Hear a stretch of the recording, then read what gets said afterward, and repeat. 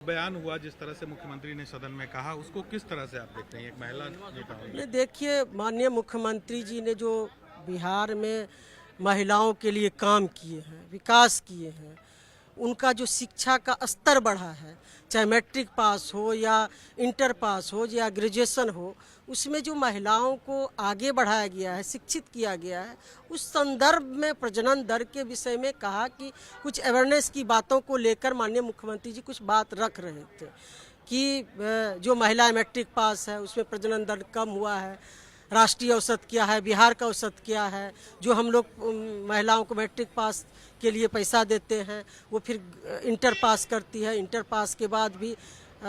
शादी के बाद उनका प्रजनन दर जो है फिर जो ग्रेजुएशन करती, उस संदर्भ में कुछ बातें कही, तो जो जागरूकता को लेकर कही, तो ये जो कुछ लोगों को खराब लगा कल से मीडिया में जो चल रहा था, तो उस बात को लेकर आज माननीय मुख्यमंत्री जी ने खुद विधानसभा में, विधान परिषद में और फिर आप लोगों के समक्ष खेद प्रकट कर चुके हैं। तब इस बात पर कोई किसी को इसको अब तिल का ताड़ बनाने की ज़रूरत नहीं है। और रही जहां तक भारतीय जनता पार्टी की बात, तो भारतीय जनता पार्टी के लोग, उनके नेता पहले अपने गिरेवा में झांके। उनके 1 दर्जन से अधिक नेता हैं जिनका रवैया महिलाओं को लेकर क्या है, देश में उनके नेता को लेकर, उनके सांसद को लेकर पहलवानों ने कितने दिन तक धरना दिया, उनके विषय में जो आरोप लगाया गया उस पर क्या एक्शन हुआ।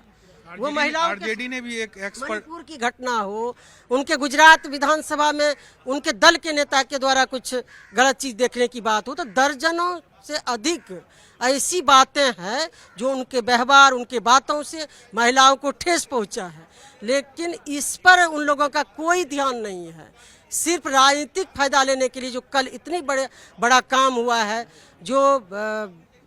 आदिवासी, दलित, पिछड़ा, अति पिछड़ा वर्ग का जो आरक्षण का दायरा बढ़ाया गया जाति आधारित गणना के बाद, तो इसको लेकर हाय तौबा मचा रहे हैं। तो इस बात को जो है, महिलाओं के लिए तो एक शर्मिंदगी की तो बात है, अगर सदन में इस तरह से जो भी बातें लोगों को खराब लगी तो मुख्यमंत्री जी तो खुद खेद प्रकट कर चुके हैं। लोगों को भी खराब लगा होगा सदन में। जो भी बात